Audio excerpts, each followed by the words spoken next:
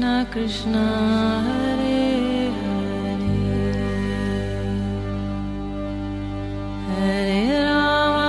Hare Rama Rama Rama Hare Hare।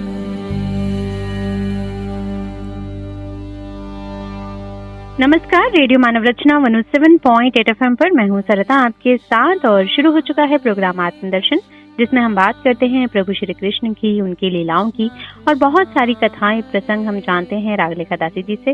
और आज भी वो हमारे साथ स्टूडियो में मौजूद हैं। तो रागलेखा दासी जी, आपका स्वागत है हमारे स्टूडियो में। हरे कृष्णा।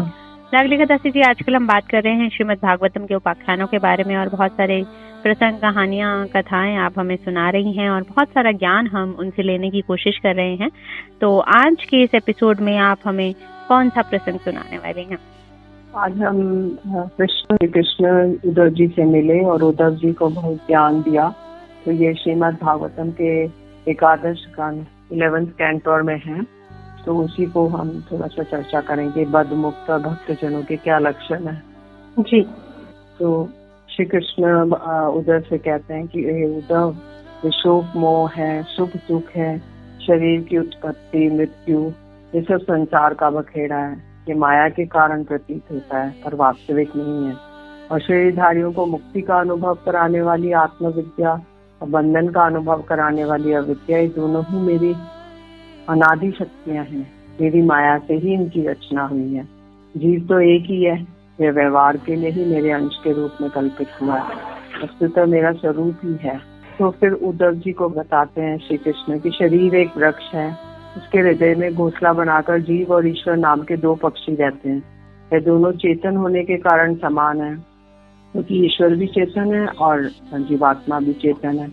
कभी ना बिछुड़ने के कारण वह सखा है और इनके निवास करने का कारण केवल लीला ही है। इनकी समानता होने पर जीव तो शरीर रूपी वृक्ष के फल सुख दुख आदि भोगता है, परंतु ईश्वर उन्हें ना भोगकर कर्म फल सुख दुख आदि से असंग और उनका साक्षी मात्र रहता है। तो जो ईश्वर है वो तो साक्षी रहते हैं और शरीर जो है सुख दुख रूपी फल को भोगता है। तो विवेकी पुरुष समस्त विषयों से विरक्त रहता है। उसके सोने बैठने घूमने फिरने नहाने देखने छूने सूंघने खाने सुनने आदि क्रियाओं में अपने को कर्ता नहीं मानता, बल्कि गुणों को ही कर्ता मानता है। गुण ही सब कर्मों में कर्ता भोगता है। गुण मतलब सत रज तम। ऐसा जानकर विद्वान पुरुष कर्म वासना और फलों से नहीं बनते, जो प्रकृति में रहकर भी वैसे ही असंग रहते हैं, जैसे स्पर्श आदि से आकाश, जल की आर्द्रता आदि से सूर्य और गंध आदि से वायु। तो वो रहते तो हैं संसार में, किंतु उससे बिल्कुल निर्लिप्त रहते हैं। जीवन मुक्त पुरुष ना तो कुछ भला बुरा या काम करते हैं, ना कुछ भला बुरा कहते हैं और ना ही सुख। वे व्यवहार में अपनी समान वृत्ति रखकर आत्मानंद में मग्न रहते हैं और जड़ के समान मानो कोई मूर्ख हो इस प्रकार विचरण करते रहते हैं। भगवान श्री कृष्ण ने कहा, प्यारे उद्धव, मेरे भक्त कृपा की मूर्ति होता है। वह किसी भी प्राणी से बैर भाव नहीं रखता और घोर से घोर दुख भी प्रसन्नता पूर्वक सहता है। उसके जीवन का सार है सत्य और उसके मन में किसी भी प्रकार की पाप वासना कभी नहीं आती। वह समदर्शी है, सबका भला करने वाला है और वो संग्रह परिग्रह आदि सर्वथा से दूर रहता है। किसी भी वस्तु के लिए वह कोई चेष्टा नहीं करता। परिमित भोजन करता है, मतलब जितना भोजन करना चाहिए केवल उतना ही करता है। शांत रहता है और उसकी बुद्धि स्थिर होती है। उसे केवल मेरा ही भरोसा होता है और वह आत्म तत्व के चिंतन में सदा संलग्न रहता है। भूख प्यास शोक मोह जन्म मृत्यु ये छह उसके वश में रहते हैं। वह स्वयं तो कभी किसी भी प्रकार का सम्मान नहीं चाहता, किंतु दूसरों का सम्मान करता रहता है।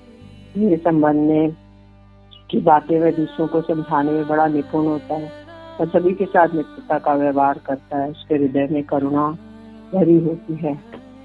किंतु जो अनन्य भाव से मेरा भजन करते हैं वह मेरे विचार से मेरे परम भक्त हैं।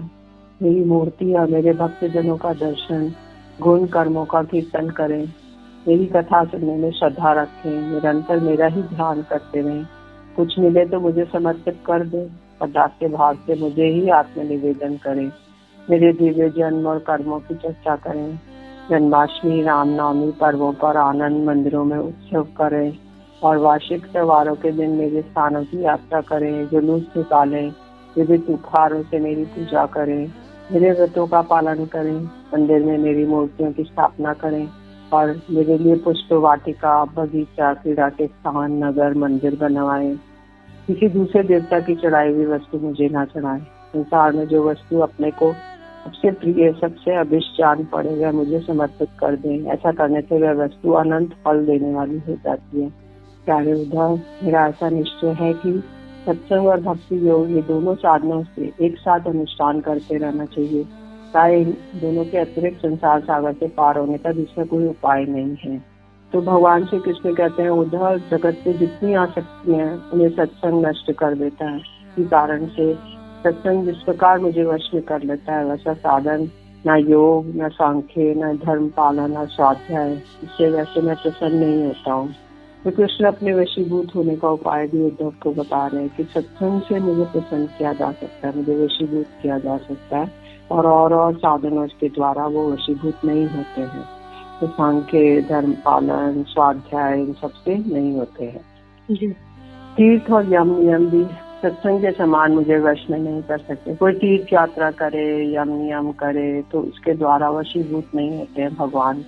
निष्पाप उद्धव जी, यह एक युग की नहीं सभी युगों की सी बात है। सत्संग से दैत्य, राक्षस, पशु पक्षी, गंधर्व, अप्सरा, नाग, सिद्ध, चारण, गुह्यक, विद्याधरों में को मेरी प्राप्ति हुई है। मनुष्य में वैश्य, शूद्र, स्त्री, अंत्यज आदि रजोगुणी, तमोगुणी प्रकृति के बहुत से जीवों ने मेरे परम पद को प्राप्त किया है।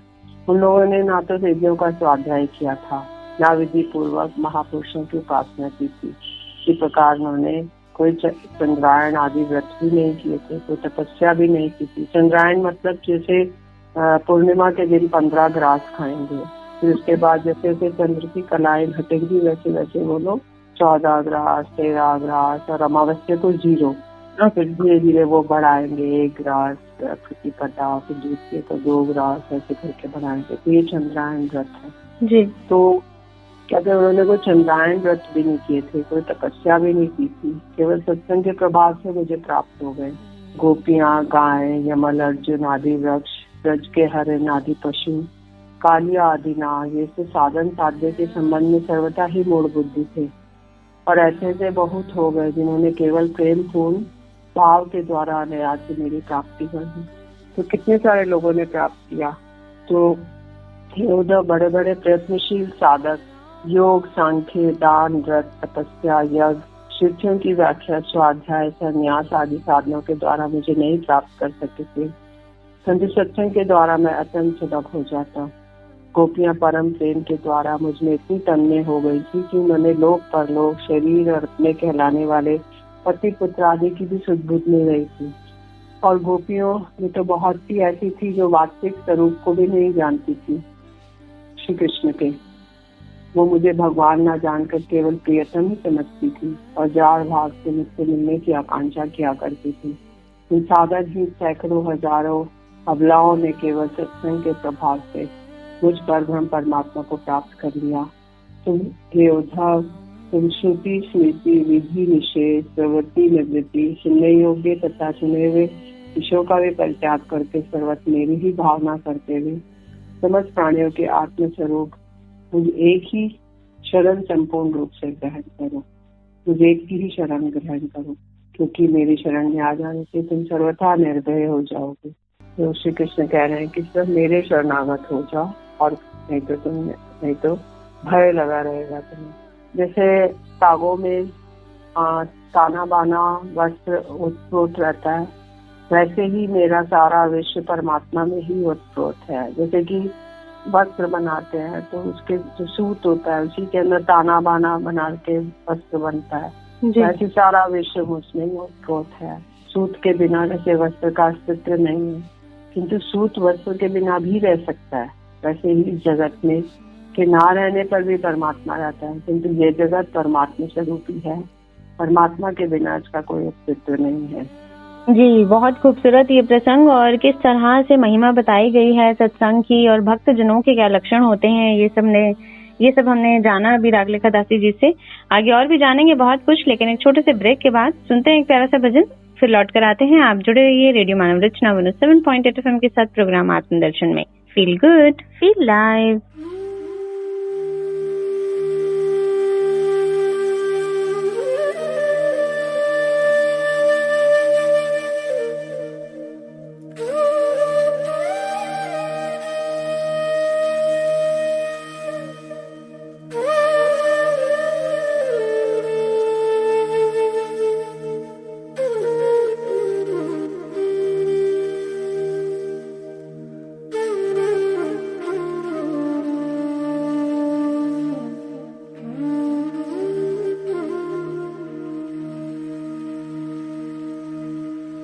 जयति तेऽधिकं जन्मना व्रजः श्रयत इन्दिरा शश्वदत्रिः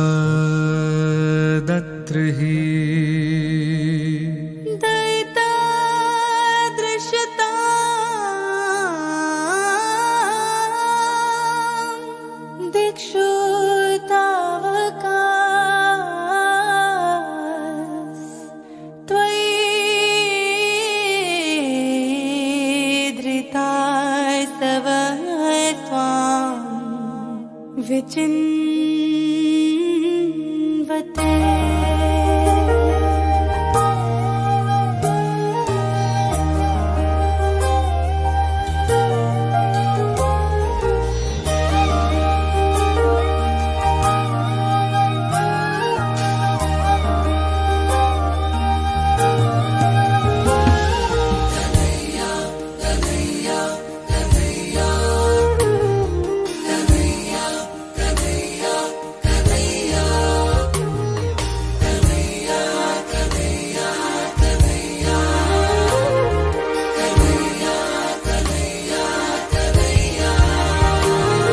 कन्हैया कन्हैया पुकारा करेंगे, कन्हैया कन्हैया पुकारा करेंगे, लताओं में ब्रिज की निहारा करेंगे।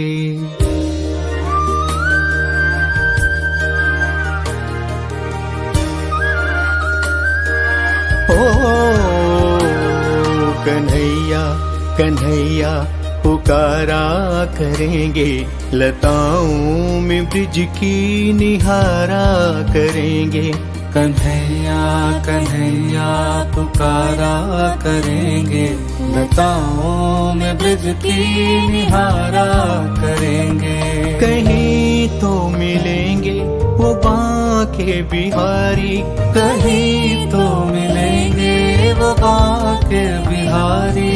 उन्हीं के चरण चित लगाया करेंगे, कन्हैया कन्हैया पुकारा करेंगे, लताओं में ब्रिज की निहारा करेंगे। शरदुदाशये साधुजात सरसिजोदर श्रीमुषा दिशा, सुरतनाथ ते शुल्कदासिका, वरद निघ्नतो नेहकिं वदः, विषजलाप्यया व्याघ्राक्षसा,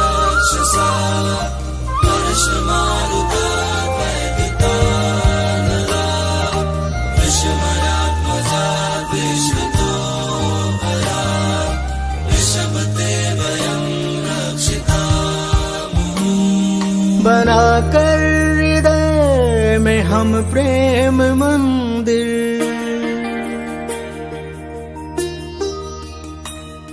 बनाकर हृदय में हम प्रेम मंदिर, वहीं उनको झूला झुलाया करेंगे। उन्हें हम बिठाएंगे आँखों में दिल में, उन्हीं से सदा लो लगाया करेंगे। कहीं तो मिलेंगे वो बांके बाके बिहारी, कहीं तो मिलेंगे वो बाके बिहारी। उन्हीं के चरण चित लगाया करेंगे, कन्हैया कन्हैया पुकारा करेंगे, लताओं में ब्रिज की निहारा करेंगे।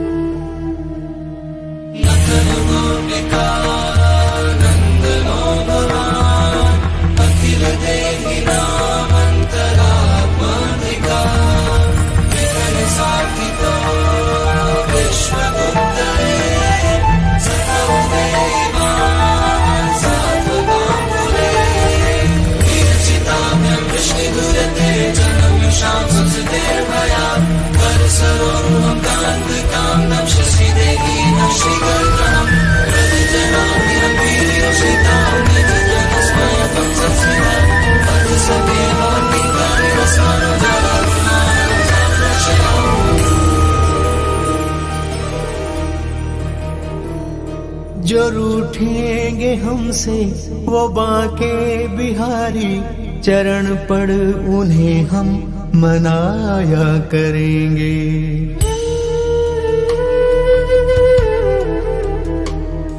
जो रूठेंगे हमसे वो बाके बिहारी, चरण पड़ उन्हें हम मनाया करेंगे। उन्हें प्रेम डोरी से हम बांध लेंगे, तो फिर वो कहाँ भाग जाया करेंगे। कहीं तो मिलेंगे वो बाके बिहारी, कहीं तो मिलेंगे वो Banke Bihari.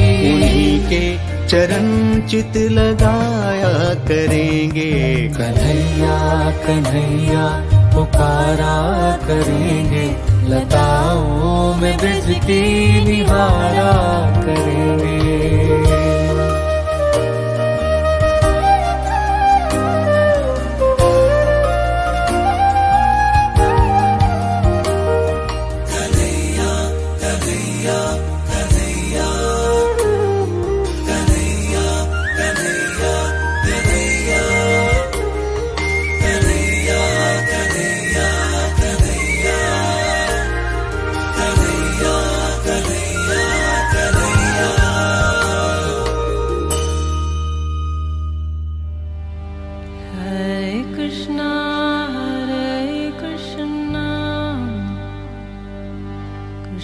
Krishna Hare Hare, Hare Rama Hare Rama, Rama Rama Hare Hare।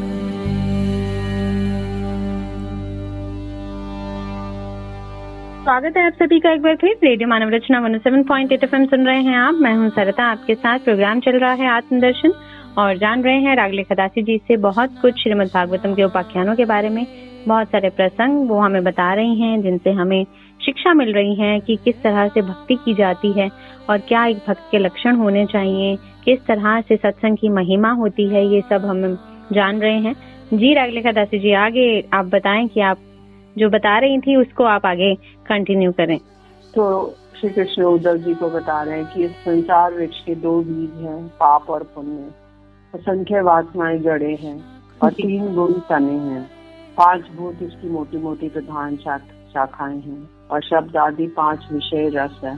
11 इंद्रियां शाखा है और जीव और ईश्वर 2 पक्षी इसमें घोंसला बनाकर निवास करते हैं। इस वृक्ष में वात पित्त कफ रूपी 3 तरह की छाल है और इसमें 2 तरह के फल लगते हैं, सुख और दुख। ये विशाल वृक्ष सूर्य मंडल तक फैला हुआ है। तो एक संसार को वृक्ष की उपमा दी गई है कि इसके वात पित्त और कफ, इससे सब जीव के अंदर ये तीनों ही रहते हैं। तो तीनों ये इसकी छाल है और जो जड़ें हैं इसकी, वो जो इसका तना है वो है इसका ये 3 गुण इसके तने और 5 जो भूत हैं पृथ्वी जल वायु अग्नि आकाश इसकी प्रधान शाखाएं हैं और शब्द आदि और 11 इंद्रियाएं भी शाखाएं हैं जी। और जीव और ईश्वर इसमें 2 पक्षी रहते हैं घोंसला बना के। तो एक तो कर्म करता है और दूसरा उसको चुपचाप बैठ के देखता है, तो साक्षी है, तो वो है परमात्मा। और इसके अंदर 2 ही फल लगते हैं, एक सुख का और दुख का। तो ये बहुत विशाल वृक्ष है, तो सूर्य मंडल तक फैला हुआ है। जो गृहस्थ शब्द रूप रस आदि विषयों में फंसे हुए हैं, वे कामना से भरे हुए होने के कारण गिद्ध के समान हैं। वे इस वृक्ष का दुख रूप फल भोगते हैं, क्योंकि वे अनेक प्रकार के कर्मों के बंधन में फंसे रहते हैं। और जो अरण्यवासी परमहंस विषयों से विरक्त हैं, वे इस वृक्ष के राजहंस के समान हैं, जो इसका सुख रूप फल भोगते हैं। तो जो गृहस्थ लोग हैं, वो लोग खिलिक कामनाओं से भरे हुए हैं, तो वो लोग दुख रूपी फल खाते हैं इस संसार का जी। और जो परमहंस लोग हैं, जो जंगल में रहते हैं, तो विषयों से अलग हुए हैं, तो लोग राजहंस के समान और वो उसका सुख फल भोगते हैं। जैसे सुख और दुख तो उसके फल हैं। तो इस तरह से उद्धव जी को बहुत सी विशेष शिक्षाएं दे रहे हैं श्री कृष्ण एकादश खंड में, जो कि तो दुर्लभ है, क्योंकि उनके मुख से कही गई हैं ये सब जो निर्देश आदेश हैं। तो श्री कृष्ण कह रहे हैं, प्यारे उद्धव, सत रज तम तीनों बुद्धि प्रकृति के गुण हैं, आत्मा के नहीं। सत के द्वारा रज और तम इन 2 गुणों पर विजय प्राप्त कर लेनी चाहिए। जब सत्गुण की वृद्धि होती है, तब जीव को मेरे भक्ति रूपी स्वधर्म की प्राप्ति होती है। तो तीनों गुणों से जो ऊपर है, निर्गुण जो है, वो है भक्ति के लिए। भक्ति तो निर्गुण है, तीनों गुणों से ऊपर। निरंतर सात्विक वस्तुओं का सेवन करने से सत्गुण की वृद्धि होती है, तब मेरे भक्ति रूपी स्वधर्म में प्रवृत्ति होने लगती है। जिस धर्म के पालन से सद्गुण की वृद्धि हो, वही सबसे श्रेष्ठ है। ये धर्म रजोगुण और तमोगुण को नष्ट कर देता है। जब वे दोनों नष्ट हो जाते हैं, तब उन्हीं के कारण होने वाला अधर्म विशेष भी मिट जाता है। शास्त्र, जल, प्रजाजन, देश, समय, कर्म, जन, ध्यान, मंत्र, संस्कार, ये 10 वस्तुएं यदि सात्विक हो तो सत्वगुण की वृद्धि होती है। राजसिक हो तो रजोगुण की वृद्धि, तामसिक हो तो तमोगुण की वृद्धि होती है। इनमें से शास्त्रज्ञ महात्मा जिनकी प्रशंसा करते हैं वे है सात्विक गुण। जिनकी निंदा करते हैं वे है तामसिक, और जिनकी उपेक्षा करते हैं वो है राजसिक। सत्वगुण की वृद्धि के लिए सात्विक शास्त्र आदि का सेवन करना चाहिए, क्योंकि उससे धर्म की वृद्धि होती है और धर्म की वृद्धि से अंतःकरण शुद्ध होता है, आत्म तत्व का ज्ञान होता है। पासों की रगड़ से आग पैदा होती है और उनके सारे वन को जलाकर शांत हो जाती है। वैसे ही शरीर गुणों के वैषम्य से उत्पन्न हुआ है। गुण मतलब सत्व रज तम का तीनों का इक्वल लेवल नहीं रहता, तब ये शरीर उत्पन्न होता है। विचार द्वारा मंथन से जब इसकी ज्ञानाग्नि प्रज्वलित होती है, तो समय शरीर और गुणों को भस्म करके स्वयं भी शांत हो जाती है। उद्धव जी ने कहा, आप जिस समय जिस रूप से सनक आदि परम ऋषियों को योग का आदेश दिया, उस रूप को मैं जानना चाहता हूँ। श्री कृष्ण ने कहा कि सनक आदि ब्रह्मा जी के मानस पुत्र है। उन्होंने एक बार अपने पिता से योग की सूक्ष्म अंतिम सीमा के संबंध में इस प्रकार प्रश्न किया था। सनक आदि ने ब्रह्मा जी से पूछा, सनक, सनातन, सनंदन, सनत कुमार 4 ब्रह्मा जी के पुत्र हैं, जो छोटे 4 वर्ष के नंग धड़ंग बालक रहते हैं। तो उन्होंने पूछा, पिताजी, चित्त गुणों अर्थात विषयों में घुसा ही रहता है और गुण भी चित्त की एक एक वृत्ति में प्रविष्ट रहते हैं, अर्थात चित्त और गुण आपस में मिले जुले ही रहते हैं। ऐसी स्थिति में जो पुरुष इस संसार सागर से पार होकर मुक्ति पद प्राप्त करना चाहता है, वह इन दोनों को एक दूसरे से अलग अलग कैसे कर सकता है। तब श्री कृष्ण ने कहा, यद्यपि ब्रह्मा जी सब देवताओं के शिरोमणि, स्वयंभू और प्राणियों के जन्मदाता है, वे भी सनक आदि परमार्शियों की इस प्रकार पूछने पर ध्यान करके भी वे इस प्रश्न का मूल कारण नहीं समझ सके, क्योंकि उनकी बुद्धि कर्म प्रवण है। उसी समय ब्रह्मा जी ने इस प्रश्न का उत्तर देने के लिए भक्ति भाव से मेरा चिंतन किया। तब मैं हंस का रूप धारण करके उनके सामने प्रकट हुआ। मुझे देखकर सनक आदि ब्रह्मा जी को आगे करके मेरे पास आए। उन्होंने मेरे चरणों की वंदना की और मुझसे पूछा, आप कौन है?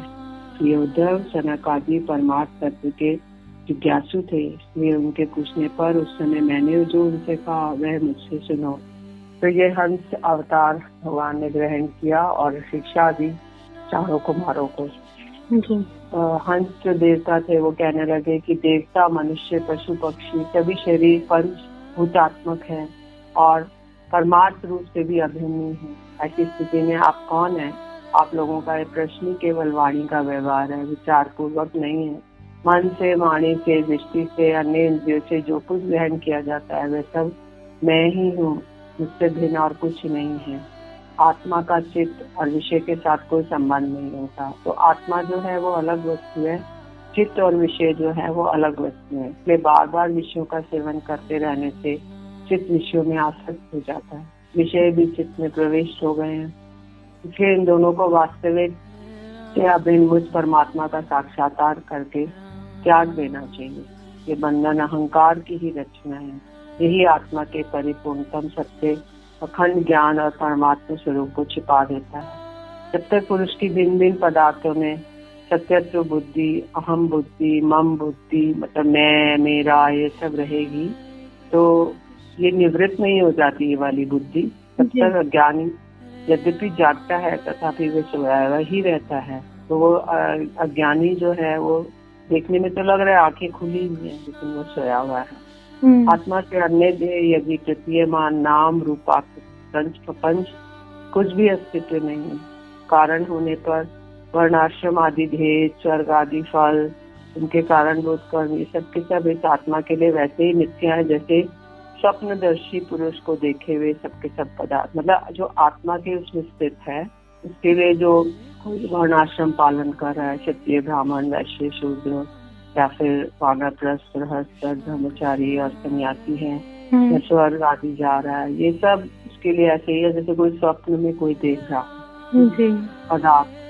तो इसलिए कहता है कि जगत में जो जागृत, स्वप्न और सुषुप्ति अवस्था है ये सब भी त्रिगुणमय है और इसका साक्षी मैं हूँ। वो सोचता है मैं जाग रहा हूँ और स्मृति के बल पर एक ही आत्मा के समस्त अवस्थाओं का होना सिद्ध हो जाता है। मन की तीनों अवस्थाएं गुणों के द्वारा मेरी माया से मेरे अंश रूप जीव में कल्पित की गई है और आत्मा में ये निशांत रह सकते हैं। तो आत्मा की ये सब तीनों स्थितियां नहीं होती, जाग रहा है, सो रहा है, स्वप्न ले रहा है, गहरी निद्रा में है, ये सब नहीं। ये जगत मन का विलास है, इतने पर भी नष्ट प्राय है, अलाद चक्र के समान अत्यंत चंचल है और ब्रह्म मात्र है, ऐसा ही समझो। ये स्थूल शरीर, इंद्रिया और अंतःकरण तीन प्रकार के विकल्प गुणों की परिमाण की रचना है और स्वप्न के समान माया का खेल है। तो जो स्थूल शरीर है तीन गुणों का अलग अलग लेवल है, सत्व रज तम कैसे ऊपर नीचे होते हैं, तो माया का खेल है।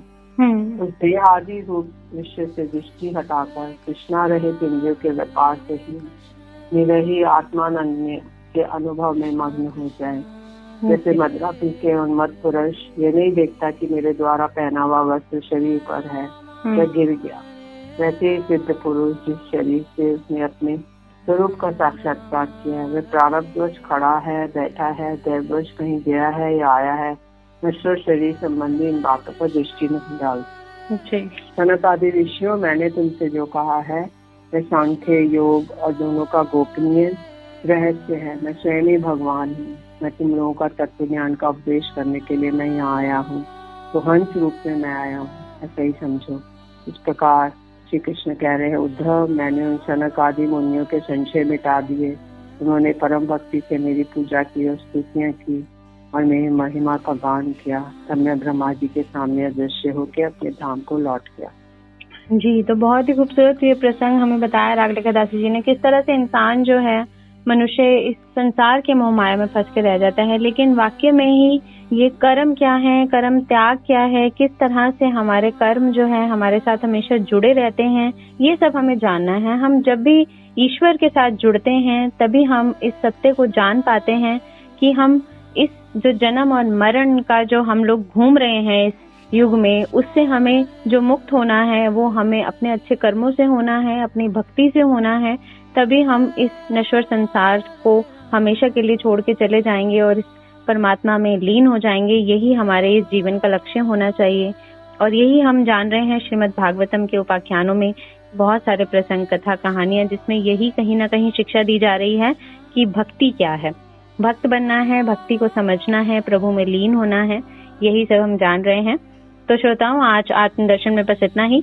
अगले एपिसोड में और भी बहुत कुछ जानेंगे रागलेखा दासी जी से श्रीमद् भागवतम के उपाख्यानों के बारे में। लेकिन अभी के लिए रागलेखा दासी जी, आपका बहुत बहुत शुक्रिया हमारे स्टूडियो में आने के लिए। हरे कृष्ण। तो दोस्तों, अभी के लिए हमें दीजिए इजाजत और सुनते रहिए रेडियो मानव रचना 107.8 FM पर आने वाले और भी प्रोग्राम्स को। Feel good, feel live.